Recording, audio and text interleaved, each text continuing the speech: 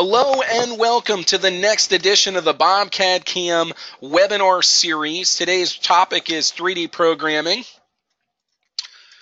The goal of today's webinar is to understand the ways to use Planar toolpath to finish the top of our valve cover. As you know, my name is Al DiPaolo. I'm the voice of the BobCAD After Dark video series. You can find us on Instagram at BobCAD-CAM, or you can also search hashtag BobCAD or hashtag BobCAM. All right, let's see. What am I going to learn? Well, we're going to talk about boundary control. We're going to talk about top and bottom of job settings, how you can control where it cuts in Z, how you can control where it cuts in X and Y with your boundary control, and we're going to do Q&A, all right? And as always with BobCAD, you can expect fewer steps, better cuts, and more profit.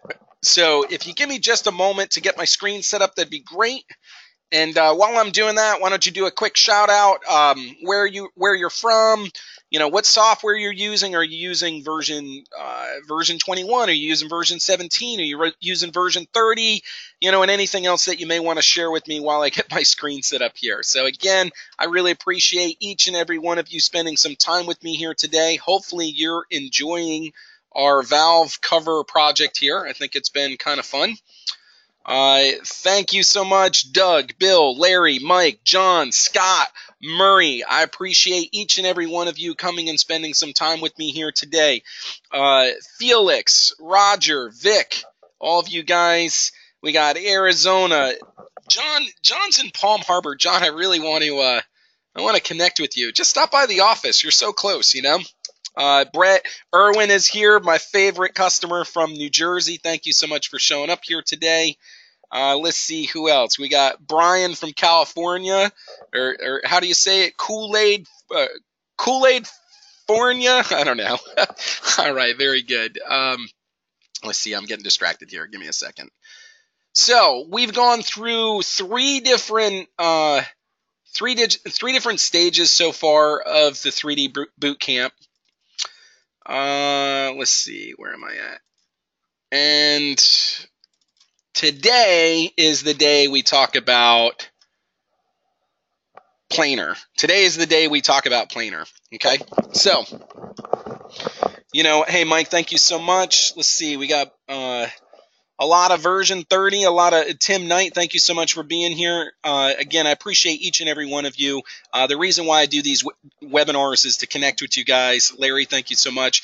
And to share things that I've learned along the way to help you guys out. Again, like I've talked about, your way to communicate with me is to use the questions area. So you just type in questions in the question box, and then I can read exactly what you're saying. The other thing as well is, if you guys haven't joined our Facebook communities, I would highly recommend you do so. Today's topic is about Planar. We're going to talk about boundary control. We're also going to talk about top and bottom of job, and then any questions that you guys may have. So before we get into that, let's look at last week's webinar. We had some questions that came in, so let's address those really quickly.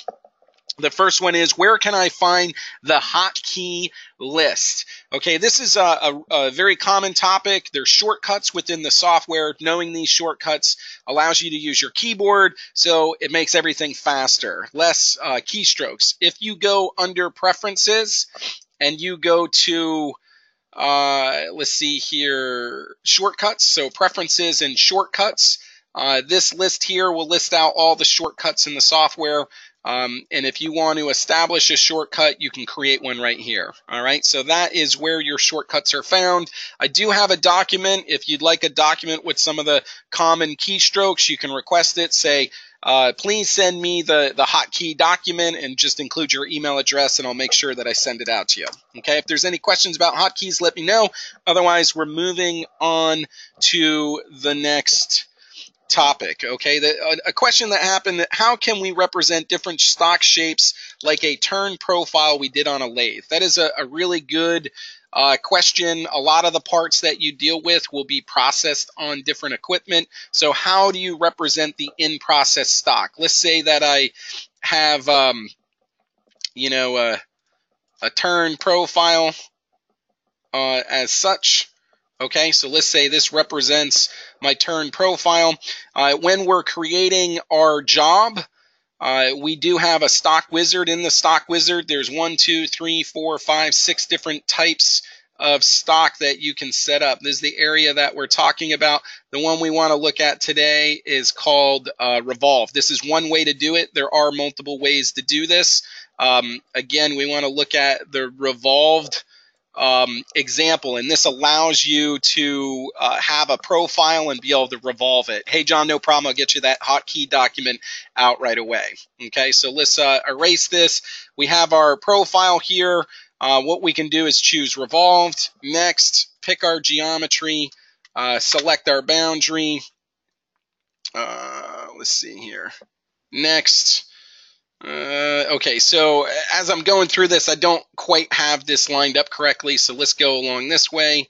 Our origin, let's see, it looks like it wants to revolve around Z, so let's make Z along this way, and here you can see that happens. Let me go through that again. When you're dealing with your revolve profile here, let me hide this for you.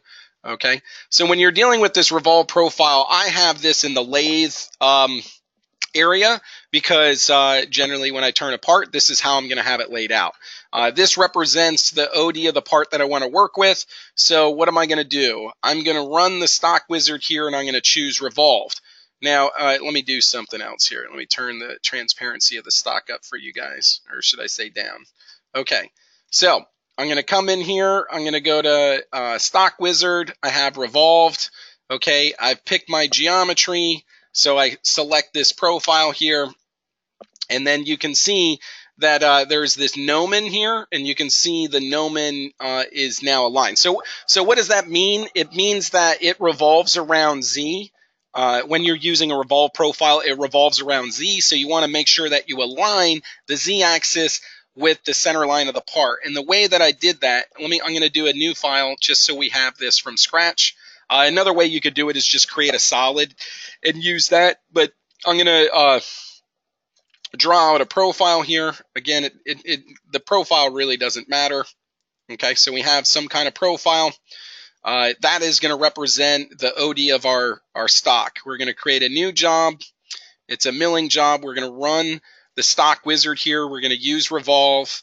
Okay, we're going to pick geometry and select our geometry, hit our space bar, and right away you can see that, you know, it's not aligning. The revolved is not aligning with our part, and that's because we have Z going this way where we need Z running where the X is. So what we do is we go to the stock orientation.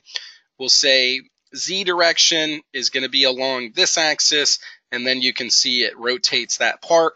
That is a quick run through of how you can use a profile to represent your stock, a revolve profile. Now keep in mind, you have an STL file. You could use a solid model. You could use a wireframe profile, cylindrical stock, or a bounding box rectangle. Okay, so hopefully that answers that question. If you have any more questions about it, fire away. Otherwise, we're going to move on to the next question. Can you extract edges from an STL file? The answer to that is no. You cannot extract edges from an STL file. What you can do is you can create your stock. Let me run through this real quick. I started to show it last week, but I believe our system went down. We lost internet connection, so I think I got cut off from this. I'm just going to set up a stock here real quick. I have a boundary. I'm going to do a pocket routine. It really doesn't matter what my settings are right at this point. I'm just going to compute it, and I'm going to get a pocket routine. Okay. So one way you could do this is you could machine your STL file. When you generate toolpath using the toolpath editor, you can convert that toolpath into geometry. So I could say click on this line, I could say convert to CAD, and then what that will do is convert that toolpath into geometry. So I could use the same process if I was working with an STL. Okay, so what do I mean by that? Well, here I have my pocket. I'm going to go ahead and run through my simulation here. Just as an example, again, we'll run through this. Okay, so we get our stock. Then we're going to go to our cut sim. Again, we're going to do save stock model as an STL. Let me reduce this a little bit. Okay. All right, so now I have an STL file. So now what I want to do is create a new file. All right, we're going to do file merge. Let's go to STL. So I'll just open up this STL file. So here is this STL file. Now with STL files, it's a different type of geometry. It's a triangular mesh, so you're not going to get surface edges. We can't convert edges. We can't do any of that. So what can we do? Well, what we can do is, set up a job.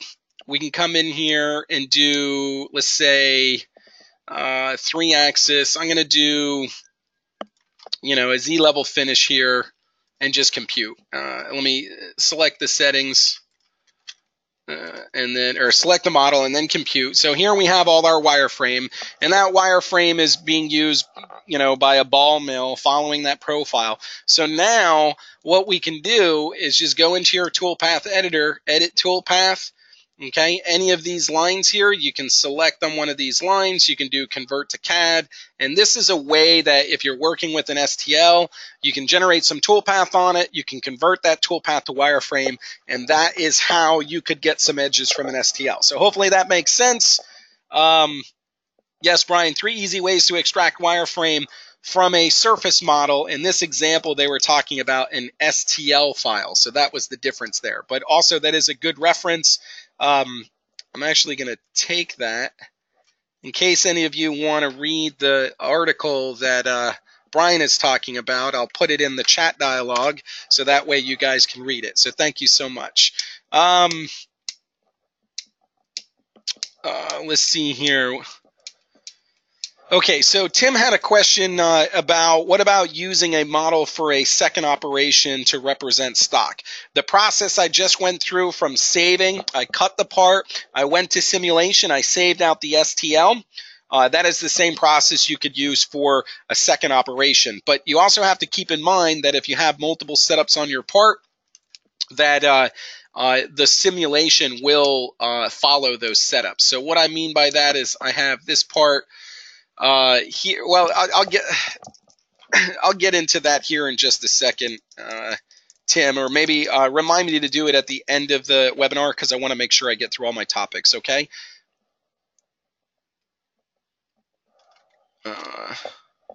I was able to, using the example above, 3 easy ways to extract wireframe in CAD-CAM. Yeah. I'm not sure exactly what you have going on there, Brian. You can't convert edges from an STL, so I'm not sure which one you used. Maybe you weren't working with an STL file, okay? Because if I select this here, and maybe I'm wrong, I don't think so. If I go to Utilities, Extract Edges Single, okay, I'm not gonna get any wireframe. I'm not going to get any wireframe. If I go to a section view, a section view, generate wireframe, I'm not going to get any wireframe. Okay, so I'm not sure what workflow you went through, but I'd be interested in learning what you were able to do there. Okay, moving forward. How do you reduce the cut precision so we get more green surfaces instead of the plus or minus 0.008 range? Okay, so what we're talking about here is in simulation. Let me do this. Let me bump the part up in Z. Let's go to simulation. And in simulation here, when you are under analysis, okay, and we go here to deviation. I don't have a solid model for deviation. Okay, so let me add a solid real quick.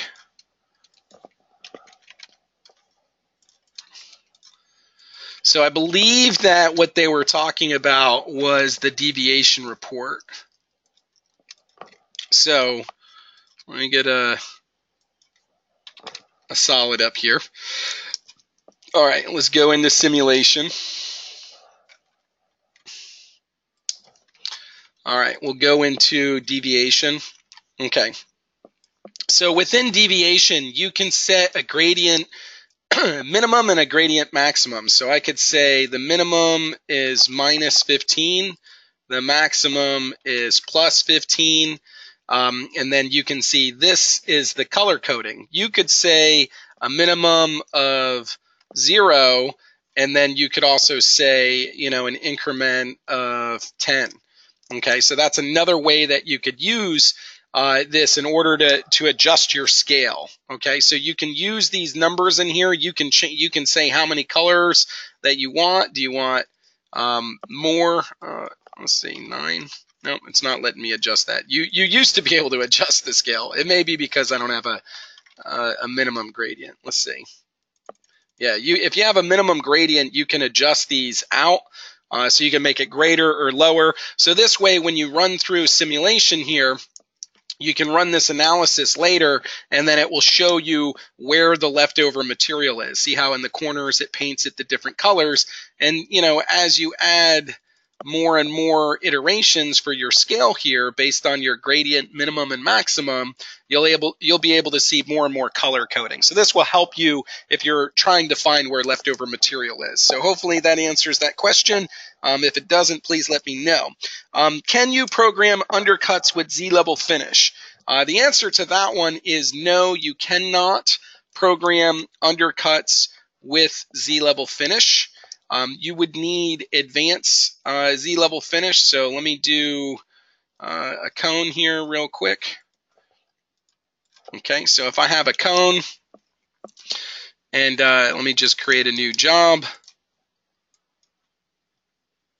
Okay, so we'll do mill 3-axis. We're going to select this. We're going to do advanced Z-level finish. This is a new feature to version 30. Advanced Z-level finish does support undercutting. We'll do zig is fine. We're going to do, this is actually where you're going to find the option. The option is right here. Okay, undercut, so you can turn whether undercut is on or off. That's where you're going to find it. In this case here, we're going to just compute the defaults, and we'll see that we get a Z-level finish to come in here and to follow down, you know, along this area here. So what we're going to do now is we're going to rotate this thing. So instead of it being this is going to be minus 90, I think, or 180. Okay, so now what we have instead is we have a negative draft. So if we come in here with a negative draft, let me run the wizard again. That's fine. Let's select our geometry because the geometry changed. That's fine. Let's come in here and change our tool because we're not going to be able to cut our tool with you know, an end mill, so we'll go to like a T cutter, something like this. We'll say okay. We're going to compute it, and at first we're going to see nothing because I didn't adjust the setting, so it's not able to do any of the undercutting. We're going to come in here under options. We're going to turn undercut on. We'll recompute, and then what we'll see is that the toolpath will generate an undercut. You can get that with Mill Pro. Now you definitely have more options with Mill Premium for undercutting, but if you have just a negative draft that you want to get with a Z-level finish, you can use the Mill Pro in order to do an undercut, and that's exactly what we're looking at here. You're going to see the tool's going to come in, and it's going to do this undercut along this tapered surface, okay? And then I think what happens, why this gets pushed out the way that it does, let's go to a front view, is we start running into the holder. So when we run into the holder, then what it does is it pushes the tool path out because it's looking at the holder as well. And I'm sure there's some clearance options for that.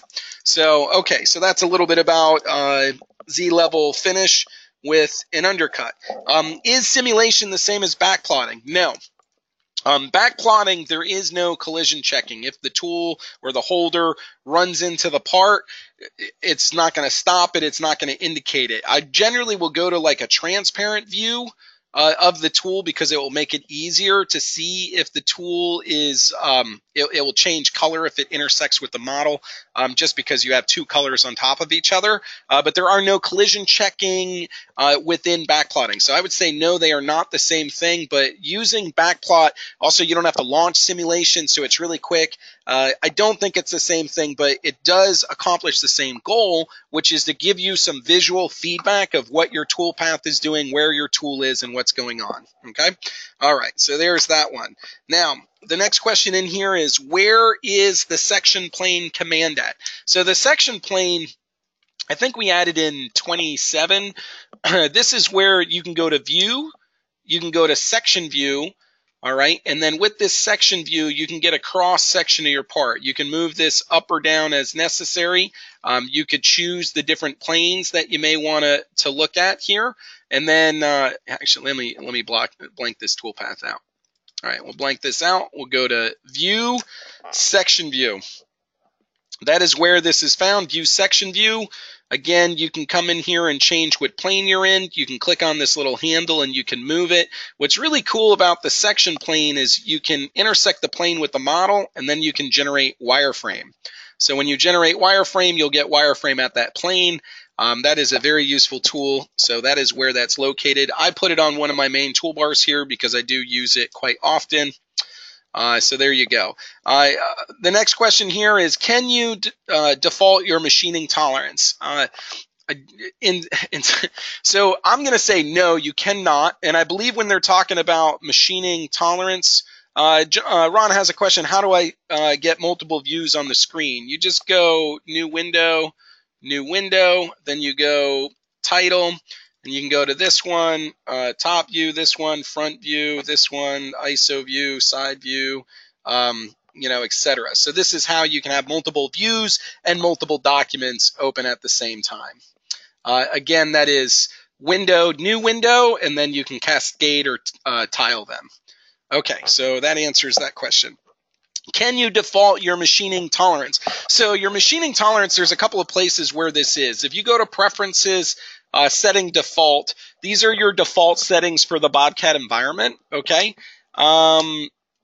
Is the section view to create wireframe in version 29? Yes, David, it is.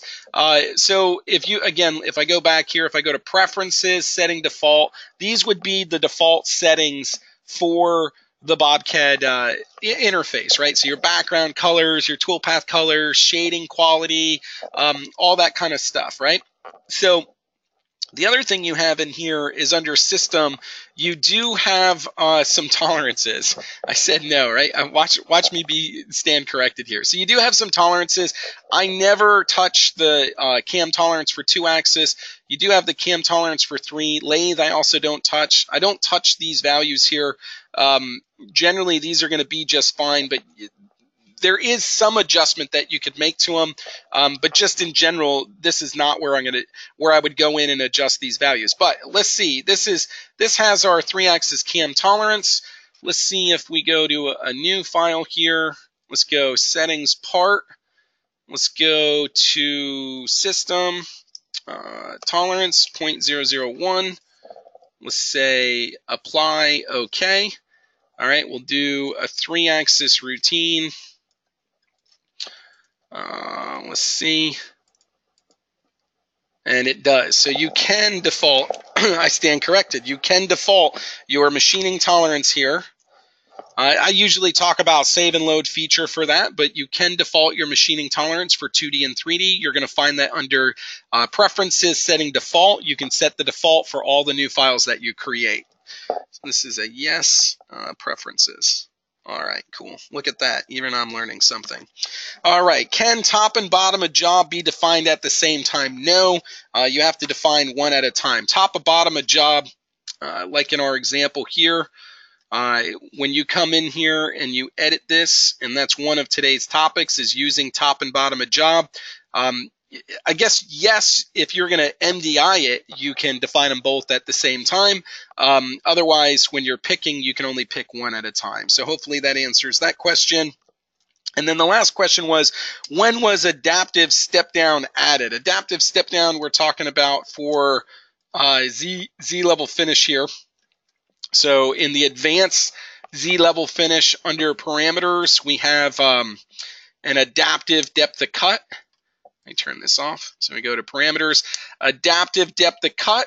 I believe, and this is for advanced Z-level finish, I believe it's 25. I actually did not look it up. I apologize. I would have to check, but I believe the adaptive step down was added in one of the recent versions in the last few years. If that's an acceptable answer, that'd be great. But otherwise, I'm not sure. If you need detailed information about the software, if you're looking at the new version, maybe you want to upgrade, you're considering it, the best thing to do is to get on a demo with somebody like me. We can go through the software with you specifically and answer any questions that you have. That is our quick fire Q&A from round 3. I wish I had some sound effects. But that one's done. So thank you so much for those questions last week. I look forward to new questions this week, and let's get into today's topic. So what are we talking about today? We're talking about Planar. Planar has to be one of the most popular toolpaths that you're going to run into. It's like a catch-all. There's definitely strengths and weaknesses to Planar. If you've used Planar a lot in the past, you know that it's really good for shallow areas, but as you run into steep areas, you're generally going to get more scallops. In this case, I'm using this Planar toolpath to run back and forth over the entire top of the model here in order to finish our curved surface. If we look at this from a side view, you can see that we do have a curved surface here, so that's the area that we're trying to finish. And then with this ball mill, what we're doing is we're starting on one side, and then we're going to move back and forth over the model to come in here and to finish the top of it. Okay, so that's what we're after here today. So let's go ahead and delete our toolpath and let's get at it. Okay, so you know, where is Planar located? Where would you find it? You go to the machine setup. You can right click here. This is a mill 3-axis toolpath, so we'll go to mill 3-axis. We'll come in here and choose select geometry. We'll select all. We're going to say OK. All right, we'll go to our machining strategy. We're going to go to Planar, choose next. All right, so we got our ball mill that we're using here. We have our cut pattern. So you can cut in a single direction or you can cut in a bidirectional. And then you have your angle, which angle the toolpath is going. We're going to have our step over. We have our tolerance here. We have any stock that we were going to leave for finish. I'm going to leave the settings where they're at right now, and I'm going to compute. It'll take a second to process, and what's going to happen is the toolpath is going to cut down further than maybe we wanted to. The other thing that my whole model turned green here. That's interesting. The other thing that we may want to look at too is changing the angle of the toolpath so that it's running along the part here.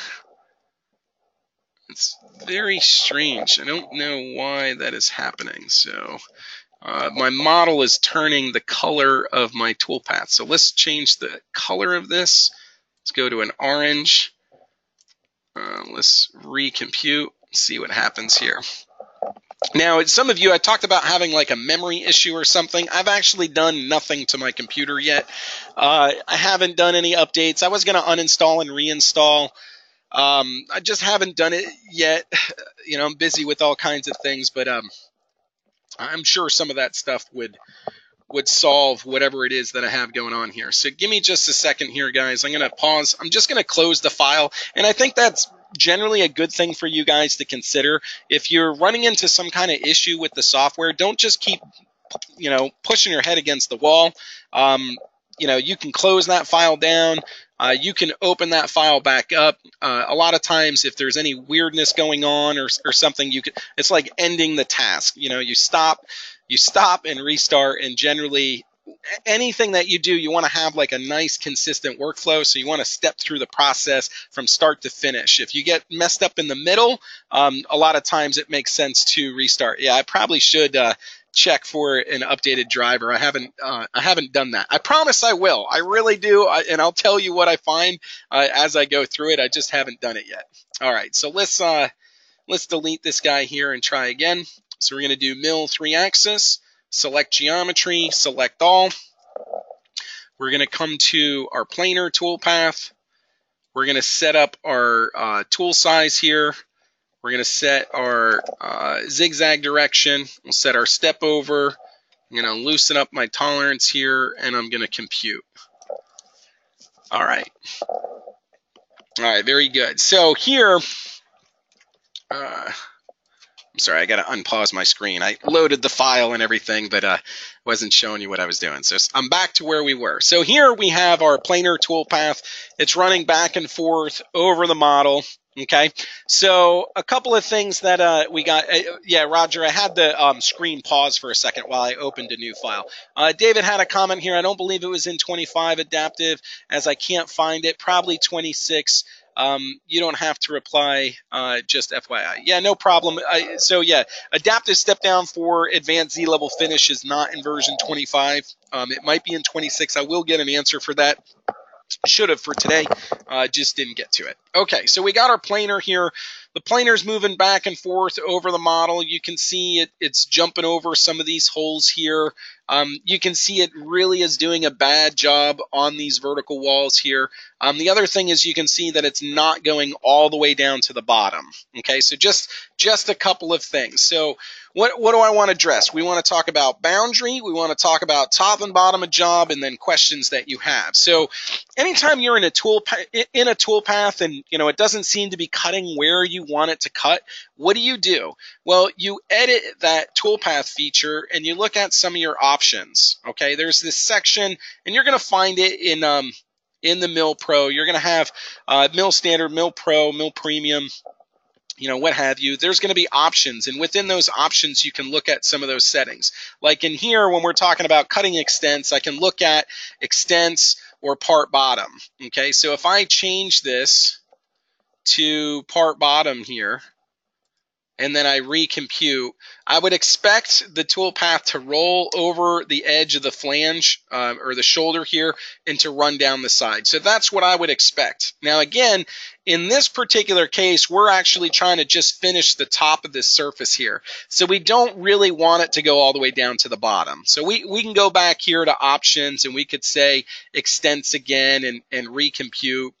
And we're back to the same place we were before. Okay, it's moving back and forth over the part. Now, another thing for you to notice, and again, this really shows it, if you have some curved 3D surfaces, the shallow area, you can see the toolpath did really good on. The steep area, you can see that it really didn't do a good job on this. Now, in our valve cover, we've already profiled that with another operation, but in 3D milling in general, this is the problem area for the planar. Now, how do some people solve that? Well, one of the things that you could do is you could really tighten up your step over. So you could make it a much smaller number. And by doing that, it will tighten up the toolpath along this more vertical surface, but it's going to sacrifice efficiency because it's going to be cutting way too tight along some of these other areas. So the one way to do it is to tighten up your toolpath. Sometimes I recommend that. Sometimes it makes sense, but a lot of times it just really doesn't.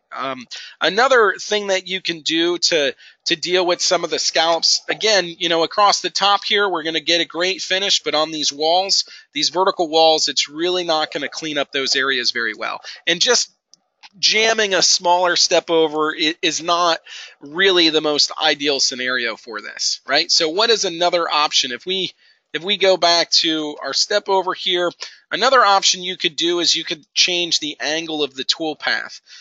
This has, depending on your machine and the finish, this can have positive and negative effects.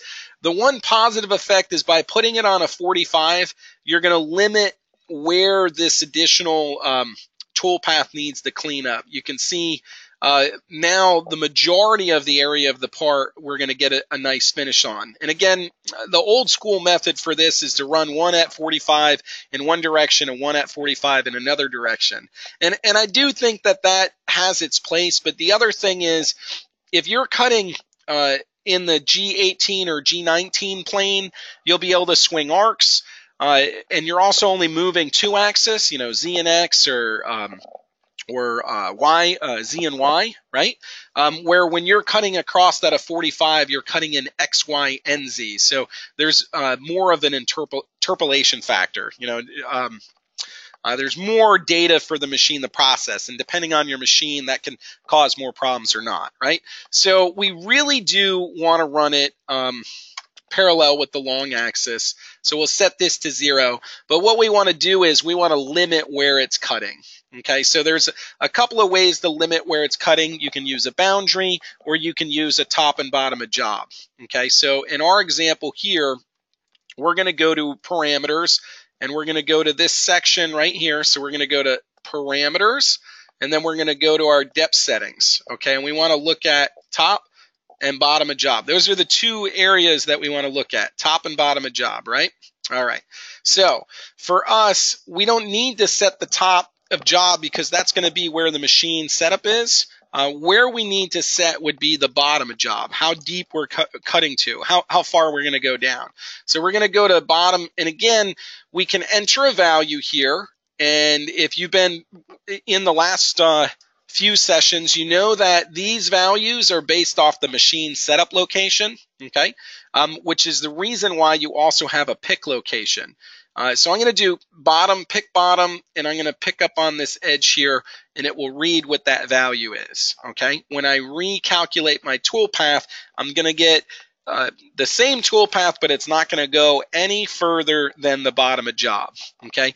Another thing to understand with using the bottom of job is it actually will trim the toolpath out to the stock geometry. See how by using a bottom of job, I'm getting a lot more like air cuts. I don't want it to cut in that area.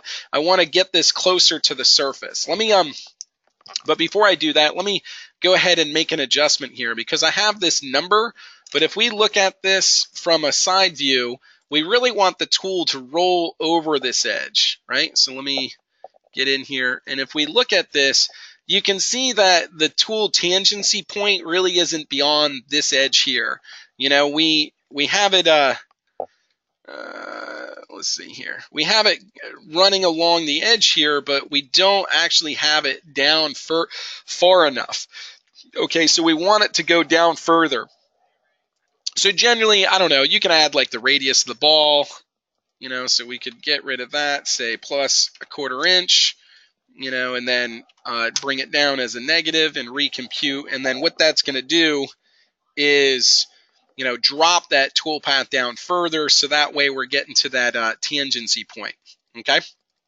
All right, so that's one thing to, you know, pay attention to when you're dealing with top and bottom of job is, you know, the toolpath is generally based off the center tip of the tool, so having it roll over can be really helpful in order to get the finish that you want. All right, so if that makes sense, guys, go ahead, just let me know, give me some kind of indication that you understand how I'm using bottom of job there.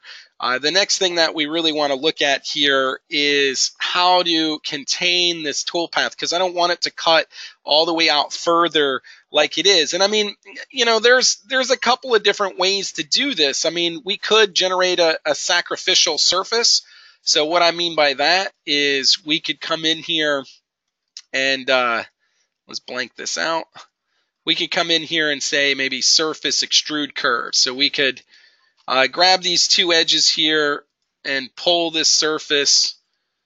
I don't want to. Let's go. Okay, so there's that. The normal for that surface isn't allowing me to do that. So give me a second. What I'll do is create some wireframe. So I'll say extract edges single. This one here, that one there. Okay, I can do surface extrude curve. All right, that looks good. Nope, it's still on a taper there. So how do I handle that? I'm going to change my plane to a side plane. And then we'll do surface extrude curve. And then we can do this along Z instead of normal. There's a normal there. We're going to do it along Z. Okay. And by doing that, And that will get this to line up right. Now I can extend this out this way and I can extend that out that way. And it kind of brings up a point. I mean, I don't know. Some people think of CAD-CAM, they think, you know, well, I design in another package, so I'm just going to do machining in here. But really, when it comes to like check surfaces and boundaries, you do need to use the CAD of your CAM software. It's a big part of it. You know, you use it in a variety of different ways. Repairing surfaces, boundaries, check surfaces, and things like that. So it's definitely a very useful tool to have CAD and CAM in one environment. Here you can see I've just kind of generated this sacrificial surface here. I could drop this down. Let me translate this down just a little bit. Let's say minus, you know, 1/4 inch. Oops. Let me change my plane back. Okay, so we're going to do minus you know, the radius of the tool or greater. So now we've added this sacrificial surface. We can go ahead and select that. Let's say all. Let me clear everything. Select all. Okay. You know, and I can come in here and recompute this. And what we're going to see is that surface is now going to, you know, change where that toolpath goes. It's going to kind of, you know, have it dip down further where it can. You know, again, it's just another methodology. It's a different way of doing it. This allows it to kind of follow a little more closely to the curvature that's there. But again, you know, you can be creative. Once you kind of get comfortable with what the software is doing and how it uses surfaces to drive your toolpath, you can use those surfaces in a variety of different ways. All right, so let's get rid of this guy here. We'll come back and remove and reselect all of our geometry. We're going to recompute. So we know how to control where the toolpath is cutting in Z. Again, controlling where the toolpath is cutting in Z is done with this top and bottom of job. Erwin, if you're out there, I know I'm moving a little fast through some of the screens. Just let me know whether that makes sense for you. So I know if you got it, everybody else has got it. All right, so we're using top and bottom of job to control where in Z the toolpath is being generated through our top and bottom of job setting. But now we want to control where it's being generated in X and Y, right? We don't want it to cut all the way out to the edge of the part here because all of that is wasted tool movement, right? So what do? Well, we use a boundary. So the boundary that I'm going to use, or how I'm going to generate this boundary, is with the section view. And with section view, I'm able to, you know, come up through the model and, you know, I'm going to be able to generate some wireframe. Once I have that wireframe, I can then use that as a boundary to contain the toolpath. Now, for me, there's a couple of things I do with this. I just get rid of some of these divots. I want to give it a very simple shape to work with. So I delete some of this geometry and then I just create some tangent lines between here and there. And then the other thing I'll do is do an offset because I want to give it some clearance. If I use it the way that it is right now, that boundary is right on the edge of the part, right? So for planar, when I use a boundary, the toolpath is going to be driven right to the edge of the part, but there's actually not going to be enough room because that boundary is containing it. Okay, if we look at this, you know, this toolpath here, let's see, what's a good one to go to? Let's go to a bottom view, shaded. So you can see the tool is actually right on the boundary there, okay? And when the tool is right on the boundary like that, it actually doesn't have enough room to roll over the edge, okay? So what do we need to do? We just need to offset this boundary. So we do other offset, give it the radius of the cutter or greater, okay? Radius of the cutter or greater, okay? And that now becomes our boundary. We can remove that boundary, reselect it, recompute it, and then now you're going to see the toolpath roll over and not have all that wasted movement. Okay, does that make sense? I think it should. So we got about, less than 15 minutes, 16 minutes or so. Those are the topics that I wanted to cover on Planar. Using the boundary to restrict your toolpath in X and Y, using top and bottom of job in order to restrict the toolpath in Z. Those are two very common methodologies to use in order to control your toolpath. Now, I want to take a moment to just kind of open up to any questions that you guys may have about this process so far. I mean, again, we brought our work holding in. We talked about Z-level rough. We talked about Z-level finish. Now we're into planar. We got about, like I said, about 15 minutes left. So if there's any questions that you guys have, go ahead and fire away and we will address them as we go. Now, what I want to do, I think this is stage 4. Stage 5, we wanted to talk about, customizing the top of this, maybe putting some logos into the part and things like that. So that could be pretty interesting. Let me see here. Erwin, in the CAM tree, how did you get the boundary? Okay. So in the CAM tree for the feature, Erwin, let me see here. What you have is you're going to have this boundary option right here under that feature. All right. So in order to access the boundary, right, all you have to do is right click on it and you could remove the boundary, or you can right click on it and reselect the boundary. Okay. So right click, let me remove. You'll see there's this little plus sign right here. That's how you know you could add to the boundary. So you can right click on boundary, choose reselect. I'm chain selecting, so shift left click on my wireframe, spacebar to lock it in. Okay, so that's how you would select the boundary, and that's where it's located in the CAM tree. What other questions you guys got? You got about few more minutes here. Any questions that you have is a good question. Who wanted the Eagles to win? If you wanted the Eagles to win, go ahead and tell me you wanted the Eagles to win. If you wanted the Patriots to win, go ahead and tell me you wanted the Patriots to win. I'm sure some of you guys could battle over that. Let's see. Humberto, Eagles. Okay, very good. And I think they won. Eagles, Eagles, Eagles, go Eagles. Look at all you guys. It's amazing. All right, pretty cool. You guys didn't burn anything down, did you? I think they set their city on fire or something. Let's see. Humberto, in this example, you choose the planar strategy. If I chose another strategy, how do I do it? Just delete this one and choose another one? Or is it possible to edit? Okay, so in this example, I have this planar toolpath set up.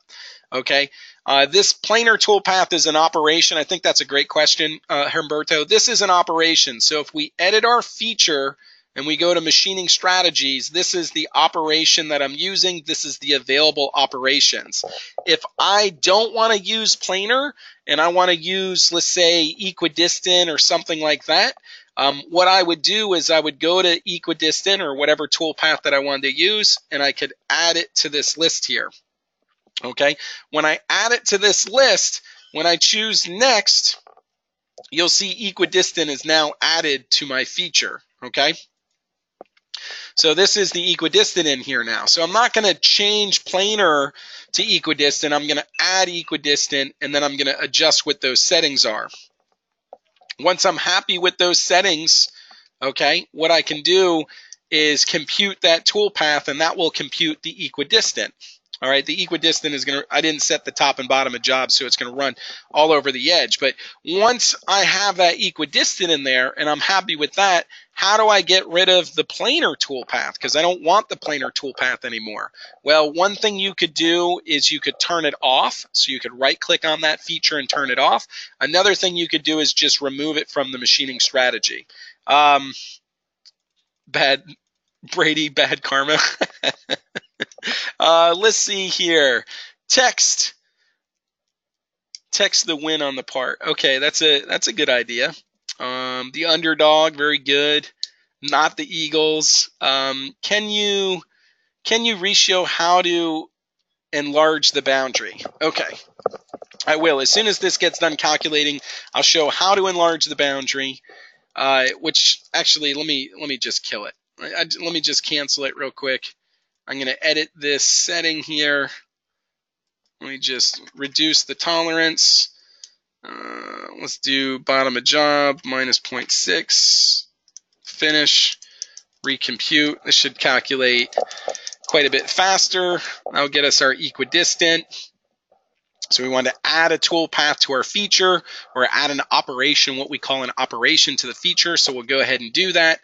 Once that toolpath operation is calculated or is added to that feature, then we could either turn the posting of the planar on or off, or we could remove the planar from the feature in the machining strategy area. Okay, so that is how that is handled. Let's give it just a second to finish up. Okay, so here we get our equidistant. If that's what we wanted, we could go to the planar and right-click and do post yes, no. That will turn off the planar toolpath. That way it's still there, but you haven't lost anything. The other thing you could do is edit the feature, go to the machining strategy, and just delete the planar, and then the planar is no longer in the feature. So that is how that is handled. Humberto, if you have any other questions about that, let me know. John said, how do we extend the boundary? So let's get rid of the boundary layer. Let's get rid of the work holding. The first thing that I did here was a section view. With a section view, I brought this up so it intersected with the model, and then I clicked generate wireframe. Once I had generated the wireframe, I deleted the inside boundary because it is shelled out. I also simplified it because I can in this example. So I removed those like the little cutouts. Okay. I will do a tangent line between here and here and here and here to close the boundary. And then you just add an offset. You do other offset, and then you can give it a value. Now, this is one of the things that's different about Mill Standard versus Mill Pro. With Mill Pro, or well, should I say with Mill Standard, the tool center always goes to the boundary. The center of the tool always goes to the boundary. When we get into the Mill Pro software, like an advanced planer here, under, let's see, options. Yeah, under options here, you're going to see the limits, and then you're going to see the boundary, and you have center of the tool, which is default for planar, but with Pro, you could do tool inside or tool outside. The benefit of that is you could keep the tool inside the boundary or tell it to go outside the boundary, but you don't need to draw anything additional. So that is a very useful feature. We added that I think a version or two ago, and it's gone over very well. Look at this. There's an arrow. Does that arrow look good? Look, boundary limits, tool inside. Maybe I should be using the arrow instead. I'm not sure. We'll try that one out too. Okay. So you could offset the boundary just by constructing your geometry and then creating an offset. Erwin wants to see some engraving on the top. Let's see. Maybe we'll do that. I'm sorry, Eric Grimm, the master. All right, let's see, Larry. I have a part that looks like a square with a U shape cut from one side. How do you limit to cut only the U shape and not all around the square? So you have a square part. You have a part that looks like a square with a U shape cut from one side. Again, I think we just want to use boundaries there, Larry. Larry, why don't you, if you want to email me over that part, I'll walk through it with you. Bad karma, that's good. Let's see, what's the difference between boundary and geometry and planar in your example? What's the difference between boundary in geometry and planar? I think what you're talking about here is you have your feature name, you have your geometry, and then you have your boundary. The geometry are the surfaces that you want to machine, Walter. The boundary is what's going to contain the toolpath in X and Y, which you can select or not select. The other thing you'll notice is there's a feature boundary that you could use at the top, but then there's also an equidistant boundary. So when you have a feature that has multiple operations, you can set a parent boundary that all the operations will follow, but then you can also set individual boundaries for each of the operations. So hopefully that answers that question. I'd rather have this. Okay, okay, very good. Let's see what else we got here.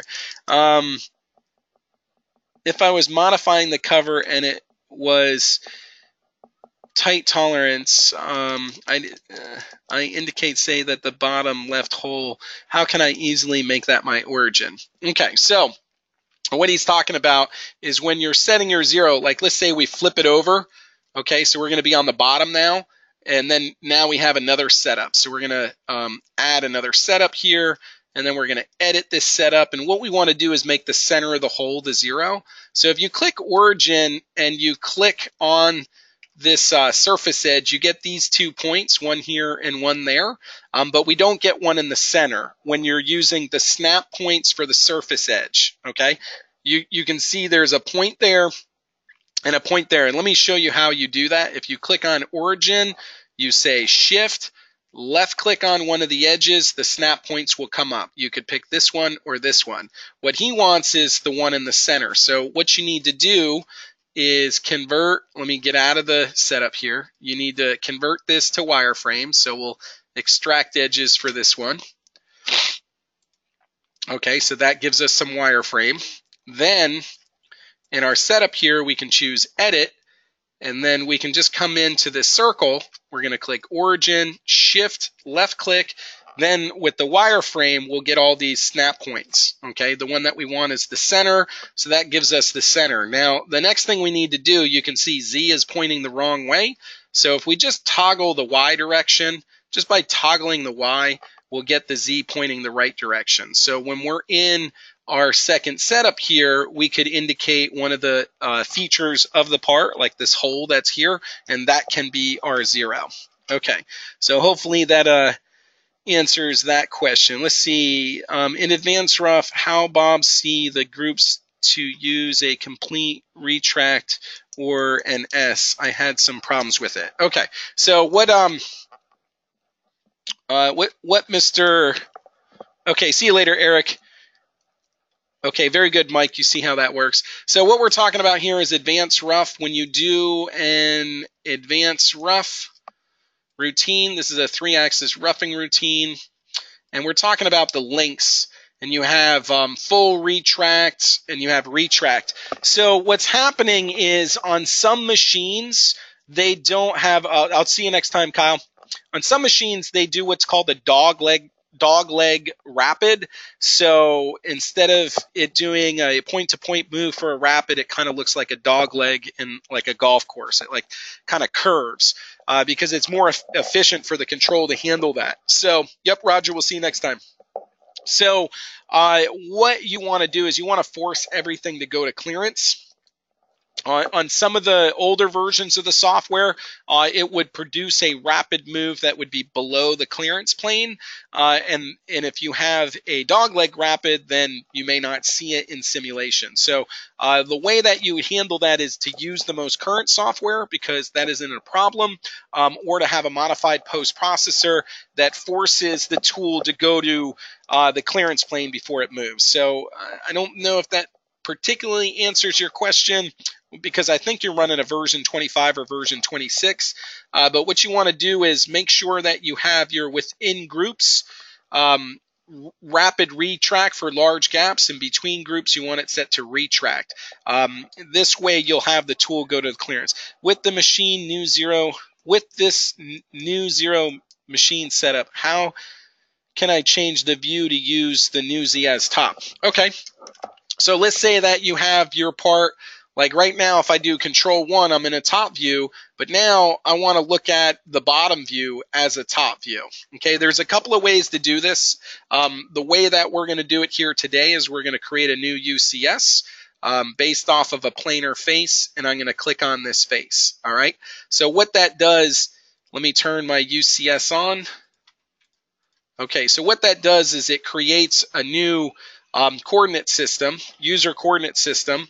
You do want to pay attention to this this gnomon here, because that X direction is going this way, but if we look at it on this side, it's going that way. So one of the things that I would do as well is I would right click on that UCS and modify it, and I'm going to rotate it 180 degrees in X, so that way I have X running in the same direction as I do on this side.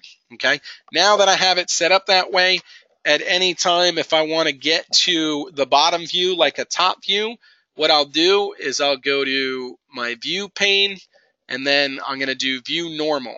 So I'll do view normal, and then I'll say active UCS, and then now I will look at that like a top view. So hopefully that answers that question. All right, guys, it's 2 o'clock. That's all the time we have for today. I really appreciate you spending some time with me here. Hold on, let's see. Mike Nelson, I was surfacing a part round with a taper. How can I have the stock follow the part? I would like revolve the wireframe from a solid. Mike, you could design that in. Maybe we'll touch on that at the Q&A of the final stage of the BobCAD 3D Bootcamp. You know, I know you guys are busy. I know time is money. So I really do appreciate you guys spending some time with me here today. With BobCAD, you can always expect fewer steps, better cuts, and more profit. I look forward to seeing you guys in the next webinar. Thank you so much. We'll see you next time.